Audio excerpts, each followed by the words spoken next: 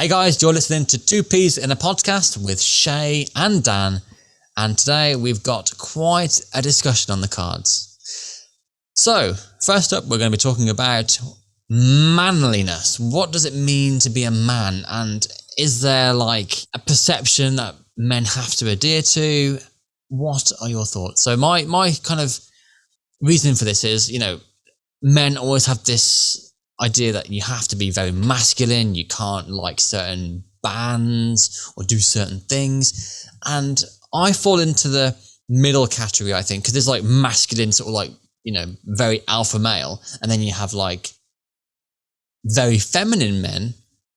And I'm like, yes. I'm on the borderline. I'm like, I like a lot of manly stuff, but I also like to explore other avenues. So for example, I like a bath, candles, have a beer to man things up a little bit. Oh, definitely a beer. Definitely a beer. Sometimes a wine, depends on what's in the fridge. But, I sit there, I lie in the bath sometimes with the bubbles going around me, spa music playing. I'm there thinking, if any guy saw me right now, I would be judged. And that kind of frightens me. And I'm thinking it shouldn't have to frighten people. And I'm, where does it stem from? What do you do? What are your thoughts? Well, first of all, I don't think a bar falls into that category. I think that's not too bad. You're relaxing, you're taking some time out for yourself. But at the same time, I think it also depends on what else you're doing. I think there are certain things where it's like, what do you mean? What else you should be doing that? I mean, just if you're, certain things that you may not perceive as manly. Yeah. I can't think of anything right now, but there was a time my wife and I can't remember if it was like an anniversary or something. We was in the bath together, trying to have like a romantic, bath time together. The candles were on. It's quite nice. It's not a long bath, so you're squeezing in a little bit. And she's got all these like products that I'm just like way over my head. Like face masks and scrubs and like some, like stuff for the bags under your eyes. I don't know if there's a word for it, but I'm like, what is all this magic? And she had this face mask. I think she had it as part of a gift as I don't know, Christmas or something from work. And she gave me the face mask and I was like, how does it work? What do I do?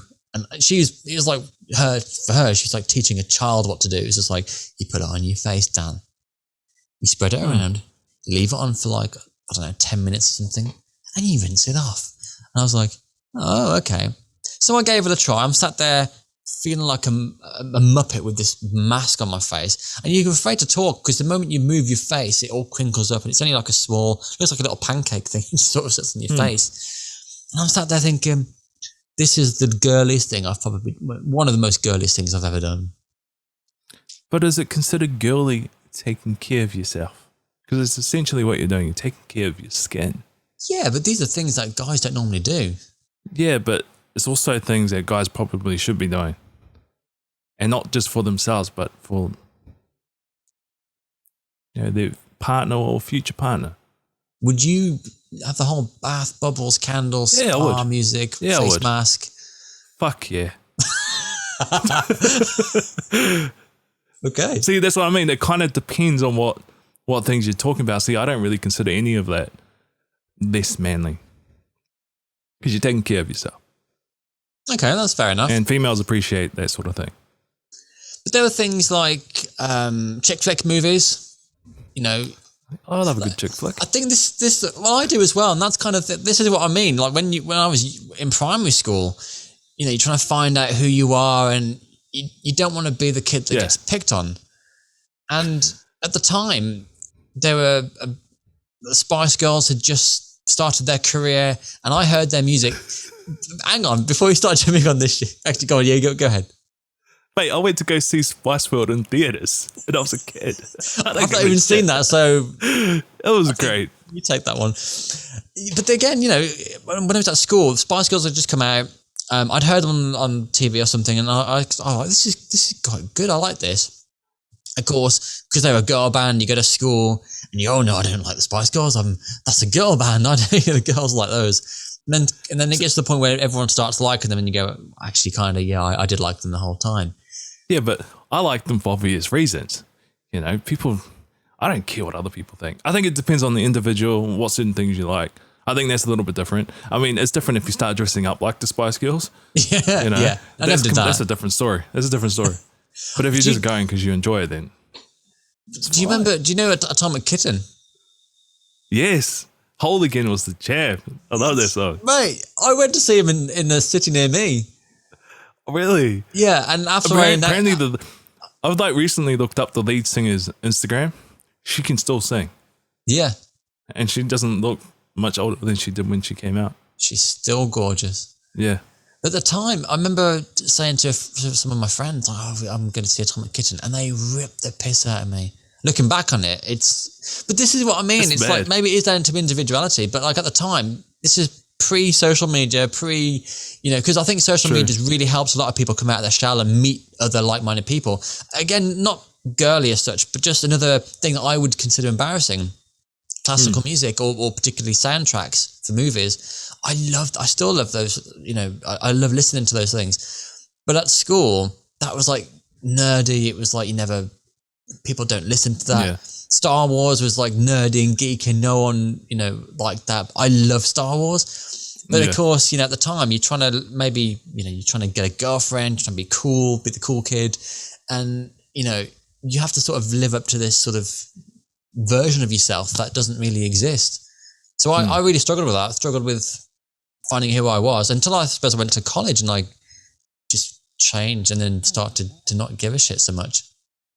Yeah. I think a lot of it is like school stuff and it can kind of convert as you become an adult. Yeah. Like, how like work colleagues may judge you over certain things. But I think it just comes back to like you knowing yourself, being comfortable with you being the way that you are. I even now I still struggle with being comfortable. Yeah. There's for example, the first thing I can think of right now is like when you're in the car blasting some music out. I'm going down the motorway. It's absolutely fine. You're driving quickly and stuff, and I can just have a nice sing song to myself and all that kind of stuff. But then in slow moving traffic, the music gets turned down a bit because sometimes the music I listen to.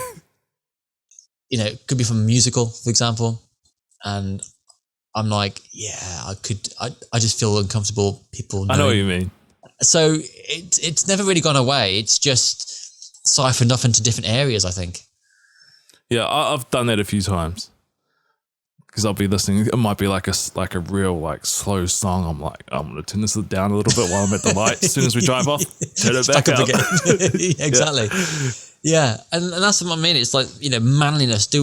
As men, we feel the need to always have this masculine approach to a lot of things. And I think deep down, every guy perhaps has their own feminine side, some more than others. And I think, with the advent of social media, everyone's sort of finding more about themselves or finding more people like themselves. I think people are being more open about who they are. And I think maybe the next generation of children, who are growing up, they won't have to feel like this, and they can be more independent and more individual as they, as children.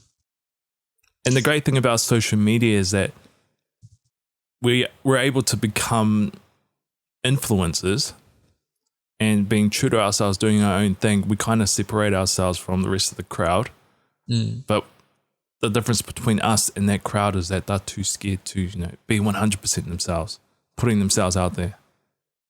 So social media can help when it comes to that sort of thing, because there's like all different kinds of like influencers. Just using that as an example, but you could pretty much find every type of person out there.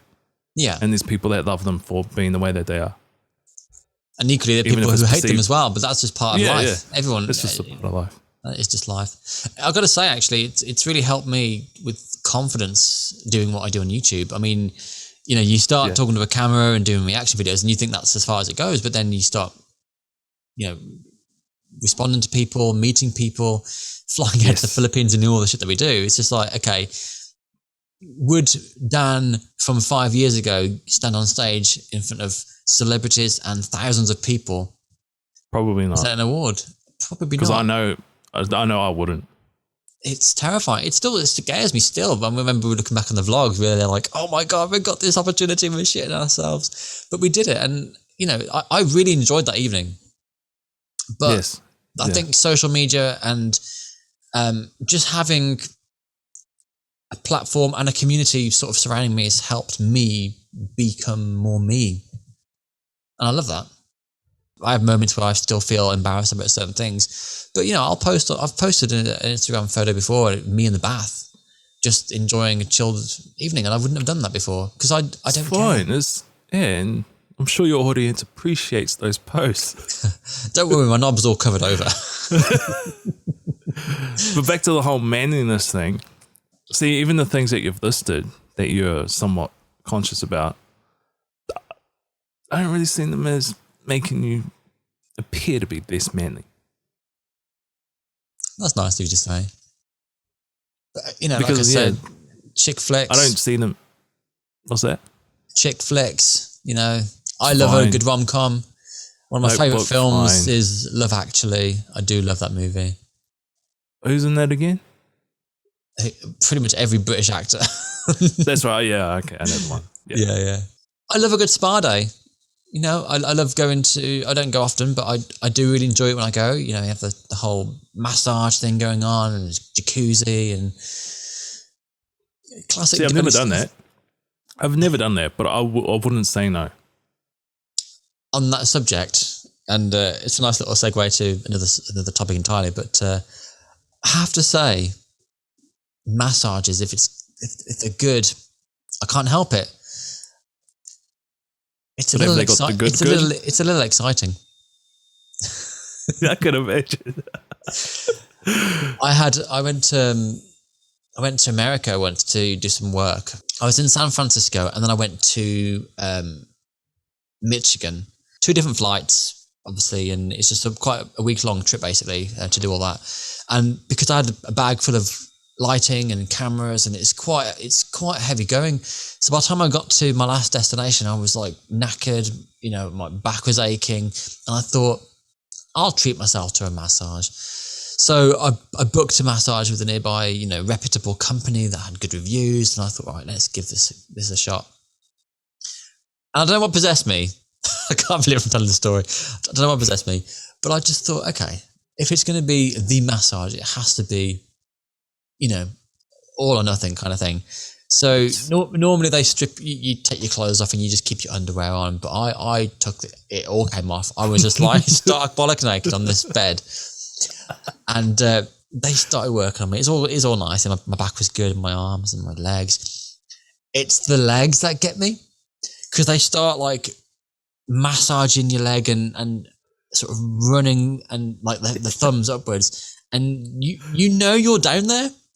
But you can feel like a little tingle down there, but you're not quite sure how much you've grown. Yes. So as they're running their hands, you're thinking, any moment now, it's going to make contact.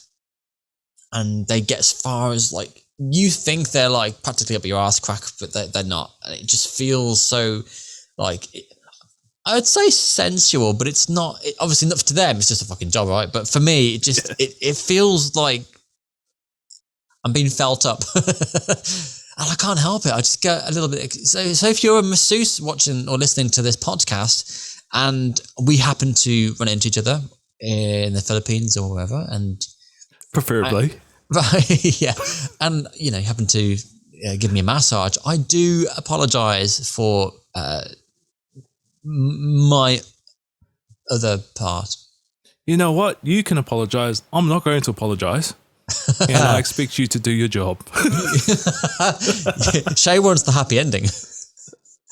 I mean, it's part of the experience, isn't it? Not in my experience, it's not.